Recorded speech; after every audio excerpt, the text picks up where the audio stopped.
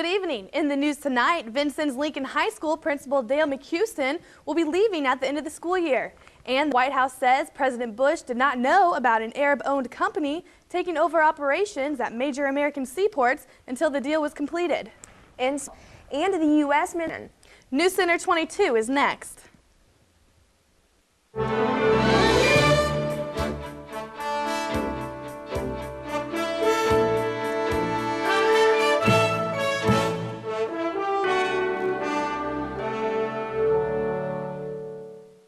The Vincennes School Board will be soon looking for a new principal for Lincoln High School.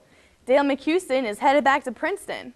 McHouston, who started his teaching career at Princeton Community High School, has been hired as the new superintendent of the North Gibson School Corporation. The 53-year-old McHouston started at Lincoln in August of 2004, replacing Steve Bowman. He will finish out the school year at Lincoln and start his new job on July 1st.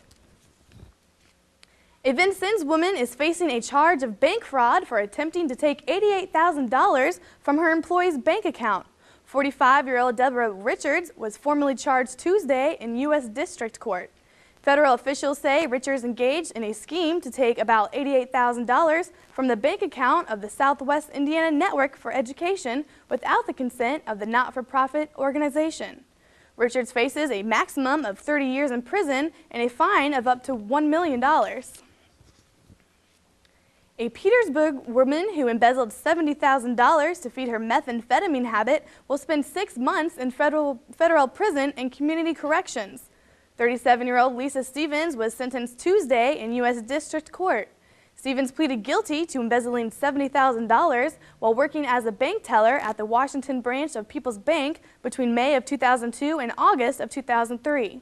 Stevens testified that she was addicted to methamphetamine at the time and that she used the money she took from the bank to buy methamphetamine to feed her habit. A kitchen fire this morning caused about $15,000 damage to the home of Brian O'Neill at 22 Wilbur Street in Vincennes.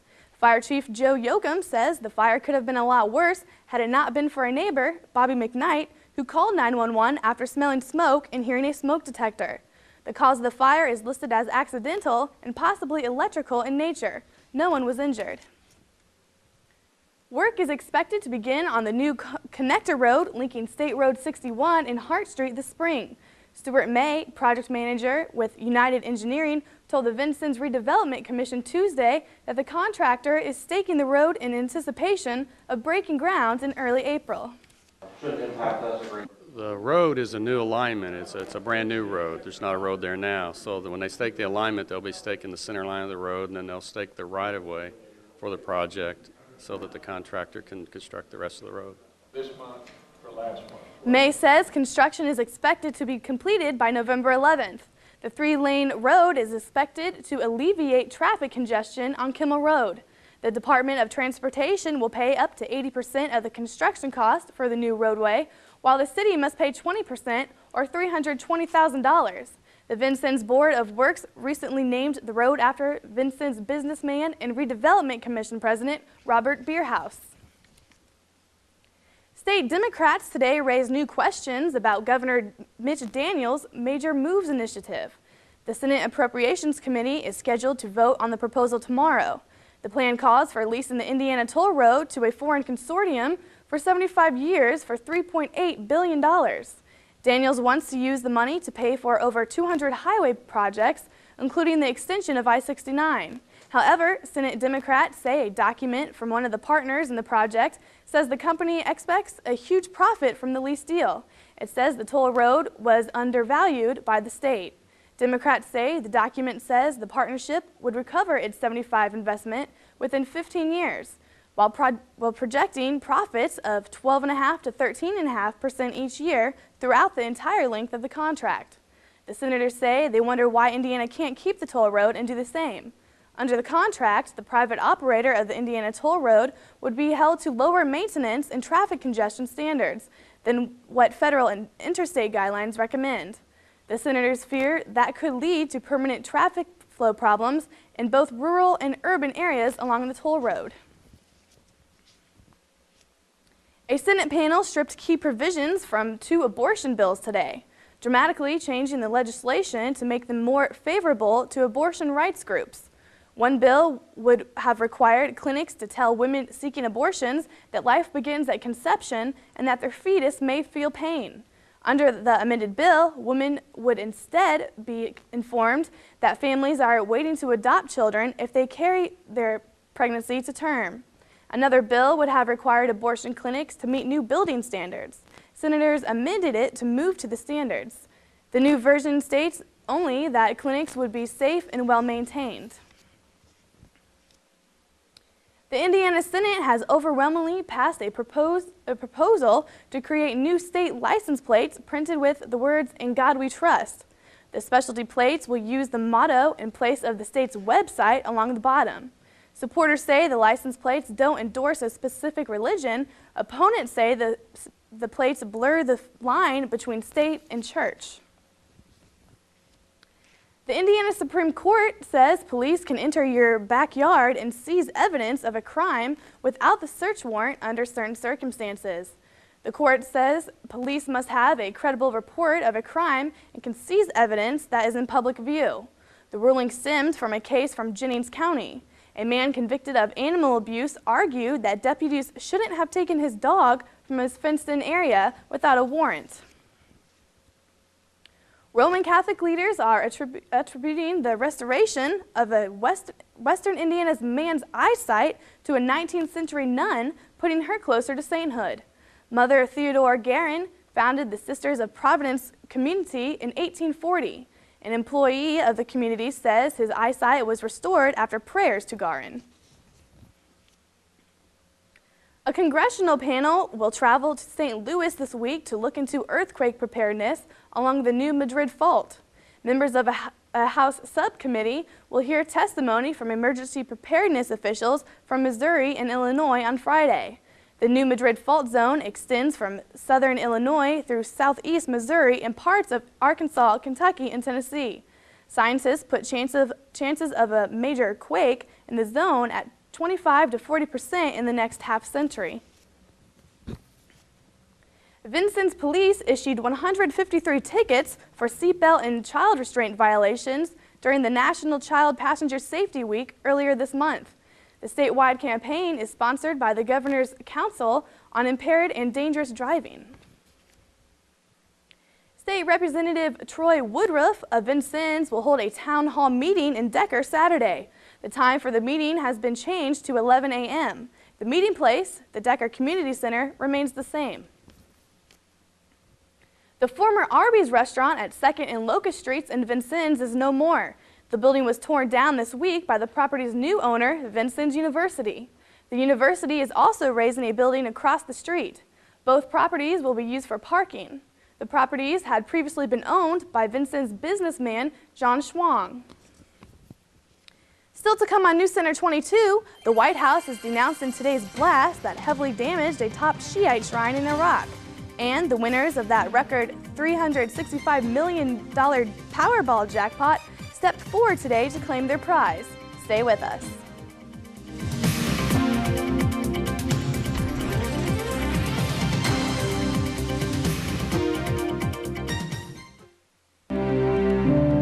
There is a place deep in the heart of the Pacific. A place where adventure is born.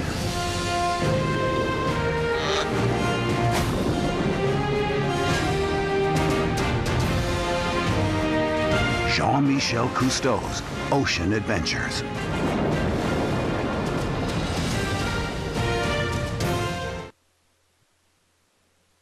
The Bush administration today admitted it should have briefed Congress sooner about the sale of shipping operations at 6 American ports to a company in the United Arab Emirates. The White House says the president was unaware of the deal until it was approved, but the administration is standing firmly behind it. Meanwhile, people in the United Arab Emirates are watching the reaction in the U.S. to an agreement letting one of their companies take over some operations at U.S. ports. One security analysis there calls it Arab phobia. Some Arabs say if the U.S. can't work with a moderate and socially liberal Arab ally, it may not be able to work with any Arabs. The White House is denouncing today's blast that heavily damaged a top Shiite shrine in Iraq, but it's urging Shiites not to mount revenge attacks. The attack on the shrine in Samarra, north of Baghdad, shattered its famous Golden Dome. White House Press Secretary Scott McClellan called it a brutal attack and says it shows the terrorists behind the assault are the enemies of all faiths and of all humanity. In a series of clashes, a number of Sunni mosques have been attacked and a gunfight broke out between Shiite militiamen and guards at the offices of a Sunni political party in the southern city of Basra. A car bomb killed at least 21 people and injured at least 27 people at a Baghdad market today. It comes a day after 3 bombings killed 19 people in the capital, and it's the bloodiest attack in 6 weeks. The military says U.S. forces have uncovered a bomb-making factory outside Baghdad. They say it was used to make improvised explosive devices, or IEDs. More than 39 detainees were seized, including 5 individuals considered high-valued targets. Officials say a tip from local Iraqis led to the find. Are we getting the best science for our money, or are we simply getting only the science which fits a political agenda? A number of scientists say we're getting only the science that fits, and they are warning that bad science and half science make for bad public policy. Bill Tucker reports. 7 months ago, the Clean Air Scientific Advisory Committee within the Environmental Protection Agency issued an advisory about reducing airborne soot for better public health protection. The EPA's administrator ignored the council. Last week, the National Oceanic and Atmospheric Administration backed down from earlier flat-out denials that global warming had anything to do with last year's fierce hurricane season. The retreat came after several scientists spoke up, saying they had been muzzled by NOAA public affairs personnel about the possible connection. That prompted NOAA Administrator Conrad Lautenbacher to issue the following statement. Quote, "Let me state in the most direct terms that I am a strong believer in open, peer-reviewed science, as well as the right and duty of scientists to seek the truth and provide the best scientific advice possible. Global warming is only one area that has scientists' attentions." It's one of them. I mean, there's also stem cells and cloning. There's the question of evolution. You know, there are other issues. They're not as prominent in, NASA or NOAA, but there are other issues out there that people worry about. Once quiet scientists have begun speaking up, driven by concerns that far more than manipulated science is at stake. It's enormously damaging to science, but it's damaging to democracy writ large. I mean, one mistake that we shouldn't make is thinking that there are separate values of openness for science and for democracy. It's enough to give a whole new meaning to the study of political science. Bill Tucker, CNN, New York. A spokesman at California's San Quentin prison says officials couldn't find a licensed professional willing to give a lethal injection. So convicted killer Michael Morales is still alive. His execution was delayed for the second time in less than a day. The delay is indefinite. Heavy rain and nightfall have ended today's search for more victims of a Philippine landslide. Officials say the possibility of a further mud collapse makes it too dangerous. Meanwhile, the survivors' stories are coming out now. Of the more than 1,000 people who were in the Philippine village when the huge landslide hit last week, only 19 from that village are known to still be alive. Hopes that others will join that number but every hour. Nearly all of the survivors are in a small rural hospital, a hospital where equipment is primitive and stray dogs wander in and out. Hugh Remington heard some of the survivors' stories. She was the rag doll, the tiny girl plucked from the Philippines landslide. It looked like a miracle. If this 6-year-old could make it, surely other children could survive. But little Rosemary Sabunga now sits in a hospital bed, the sole survivor of her village school. She had taken the day off sick and was at home.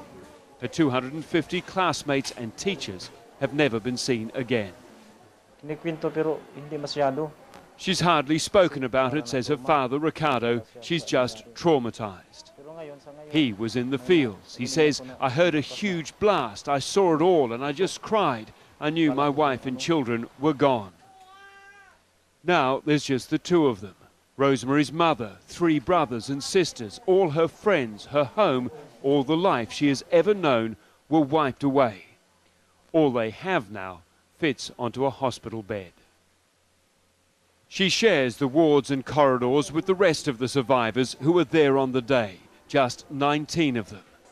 In this devoutly Catholic country, what does it mean to be chosen to live? The survivor stories here are a testament to randomness, to pure chance. There is no pattern. They didn't come from any particular part of the village. Some of them were physically strong and fit, but there were also the elderly and children, frail and vulnerable. The oldest is 72, the youngest just 1. No one knows how Anthony Esno rode the maelstrom down. It's a miracle he'll never remember nor ever understand. Irenea Velasco was another one rescued. Surviving the boulders, she almost drowned in the mud. The first warning, she said, was seeing coconut palms seeming to walk across the ground before everything broke up and collapsed. I dived under a billiard table, she said. That saved me as the rocks hit, and then I was being carried, sinking in the mud. For 5 hours I was trapped. You are my life. In these remnants of families, the old roles are changed. A boy sings his mother to sleep. A father learns more tender caresses. Just 19 out of 1,900, a small, precious group drenched in pain. I don't feel lucky, says Irenea Velasco. I would rather be dead and have my 7 grandchildren alive. Hugh Rimmington, CNN, and Ahawang, the Philippines. Still to come on Newscenter 22, Michael Nice checks out this evening's weather.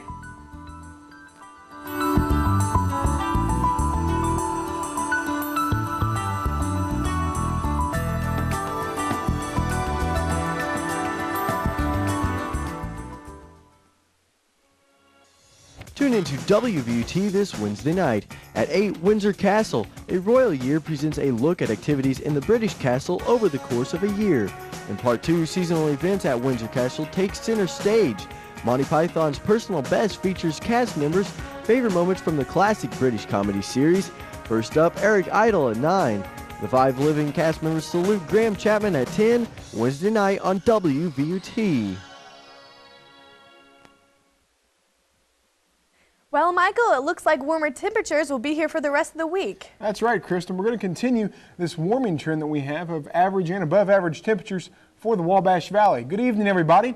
And as we take a look outside downtown Vincennes right now, we're under mostly cloudy skies. Sun trying to peek through this afternoon. Temperature is 46 degrees and the winds are southwest at 5 miles per hour. Humidity 54% and the barometric pressure just under 30 inches and falling. Now we'll see similar trends around our area. Cloudy skies up in over in Shoals, Indiana. They're at 43 degrees. Hobstadt, Mount Carmel, and Edwardsport all at partly cloudy skies and upper 40s for their temperatures. Nationally, we can see that these temperatures, we have very warm temperatures, mild temperatures for much of our nation. Very warm temperatures down around the south portion of the United States. Above or a little bit below average, colder temperatures in the northern part. No Arctic air up there, though. Good news for them. Down south, we can see a very defined cold front moving through the Gulf Coast. South of that, 80 degrees right now in Louisiana, New Orleans for the Mardi Gras festivities. Just north of that, we have 40-degree temperatures in northern Mississippi, Alabama, and Tennessee. Out west, they have some mild temperatures, 50s for much of California. Our weather, if we take a look at the surface map, out west, we can see high pressure dominating much of that area. A very beautiful day for them, in fact. Warm temperatures, great day to go skiing if you're in the California, Nevada, Utah, Colorado area. Out in Phoenix, they're also at clear skies. Not good news for them, though. They're at 120 days and counting without any rain, so some drought conditions developing. Different story out east, though. We have a frontal boundary system moving across the Gulf Coast, and just north of that, some rain showers pushing their way through the southern Ohio Valley. They're going to push their way on into the Gulf Coast around New Orleans by tomorrow. For us, we're under this high pressure system centered out over the west coast, and that's bringing us some clear skies and sunshine. So for this rest of the week, for tonight, we're going to see mostly clear skies, low of 29 degrees. Tomorrow, sunny skies, high of 54 degrees, very warm. And for tomorrow night, clear skies, continuing low of 26 degrees. Your extended forecast looking pretty good. Sunny skies for Friday, high of 50 degrees. Saturday, slight chance for some scattered showers. That's about a 30% chance, high of 51 degrees though. And for Sunday, the sunny skies will return. So Kristen, not a bad week indeed. Thank you, Michael. Still to come on Newscenter 22, Amy Reeve will have highlights from last night's high school and college hoops action. Stay with us.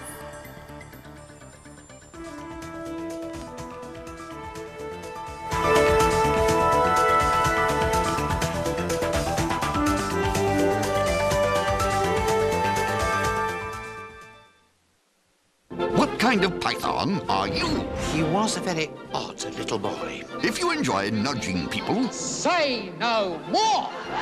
story time, Were the men dressed as ladies? and Australian philosophy, Good night, Bruce. Hello, Bruce. then you may be an Eric Idle. Biot or Botniot, tap is the nest queen. Find out on Monty Python's Personal Best.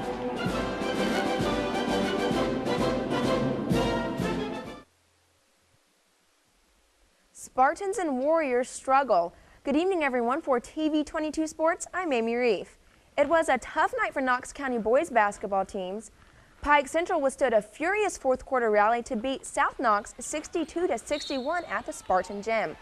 The Chargers' Trent Barrett hit one of two free throws to snap a 61-all tie and then held on as South Knox had 3 attempts to win it, but couldn't score a basket. Levi Holscher scored 20 points, including 13 in the fourth quarter, to lead the Spartans. Jared Wagner and Jeremy Hollis added 17 points each, as the Spartans dropped to 9-11 on the season. South Knox closes out the regular season Friday night at Wood Memorial. At West Vigo, the host Vikings shot 60% from the field and routing North Knox 90-64. The Warriors trailed by 6 points at the half, only to see West Vigo outscore them 54-34 in the second half. Josh Adams led North Knox with 17 points.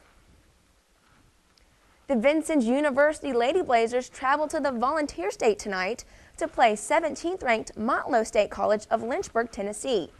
Despite having only 6 healthy players on the roster, the Blazer Coeds have won 7 of their last 10 games, including a 51-46 victory over Wabash Valley College in their last outing. The Lady Blazers are led by Ebony Jenkins, who's averaging 13 points per game. Motlow carries an 18-3 record into the contest. Tip-off is set for 6:30. The Lady Blazers close out the regular season Saturday at home against Kennedy King College of Chicago. In men's top 25 basketball action, third-ranked Connecticut escaped with a 75-74 overtime win against Notre Dame and Hartford. Hilton Armstrong hit a pair of free throws for the Huskies in overtime, and Rudy Gay came down with a key defensive rebound to clinch the game. The Fighting Irish were down by as many as 19 points early in the second half, but stunned the Huskies with a 25-2 run. Colin Falls finished with 23 for Notre Dame. Daniel Horton exploded for a career-high 39 points and leading Michigan to a 72-64 victory over number 8 Illinois. 23 of Horton's points came in the second half as the Wolverines snapped an 11-game losing streak against Illinois, dating back to January 2000. James Augustine scored 23 points and Dee Brown added 20 for the Illini, who had a 2-game winning streak snapped. Penn State visits Indiana tonight. The Nittany Lions are 13-11 overall and 5-8 in the Big Ten, while the Hoosiers are 13-10 overall and 5-7 in the Big Ten. IU has lost 7 of its last 8 games. The Minnesota Gophers host Purdue tonight. The Gophers are coming off their 3rd win of the season over a ranked opponent and are hoping to get a seed to the Big Ten tournament. But the last time the Gophers and the Boilermakers played, Purdue won 72-55 in West Lafayette. In the NBA, rookie Danny Granger scored a career-high 22 points and grabbed 11 rebounds to lead the Indiana Pacers to a 97-75 win over the New Orleans Hornets. The game marks the Pacers' 6th victory in 7 games. Indiana opened the 3rd quarter with a 7-0 run that forced New Orleans to call a timeout.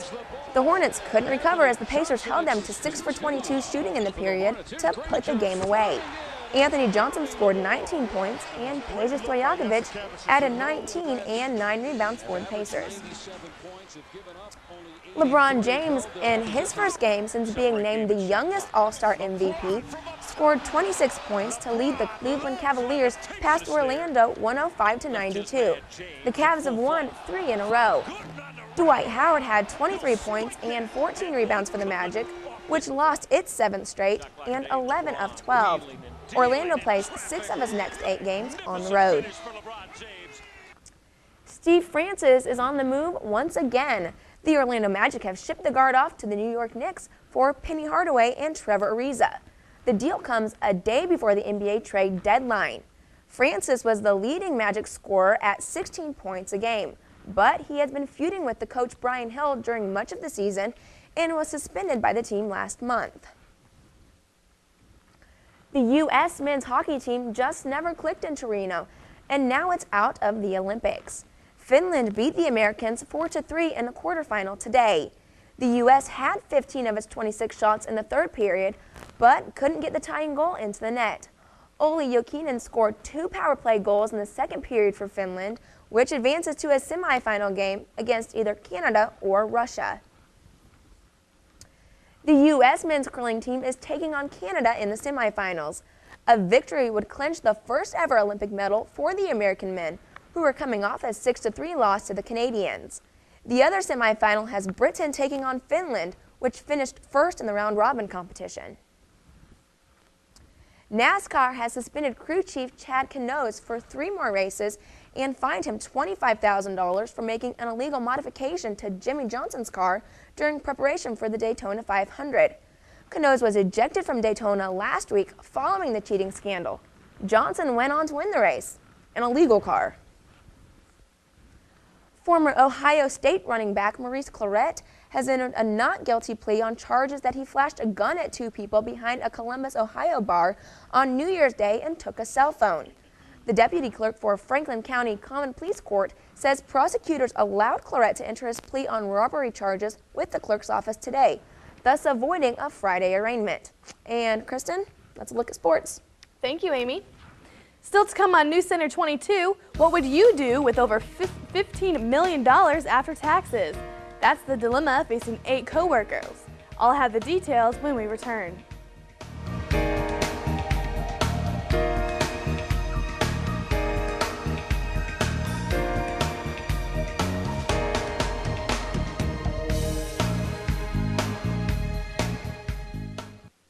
The public is invited to attend Meet Your Legislators on Saturday, February 25th at 9 a.m. in Davis Hall on the Vincennes University campus. The forum will include information from area legislators followed by a question and answer session. Viewers can phone in their questions the day of the show to 812-888-5334 or send your email questions to wvut@vinu.edu. Our live broadcast begins at 9 a.m. The show will be rebroadcast that same day on WVUT at 5 p.m. One of the 8 Nebraskans who won the record Powerball jackpot says he's now been retired 4 days. Eric Zorn says when he discovered he'd won, it was party time. The winners were each presented an oversized check for more than $22 million at a lottery news conference in Lincoln today. The 7 men and 1 woman worked at a Conagra ham processing plant. The $365 million total jackpot is the largest ever for a lottery in the U.S. Chastity Rutchins says she keeps feeling like she's going to wake up from a dream and realize it's not true. And that's all for now. For Michael Nice and Amy Reef, I'm Kristen Miller. Good night.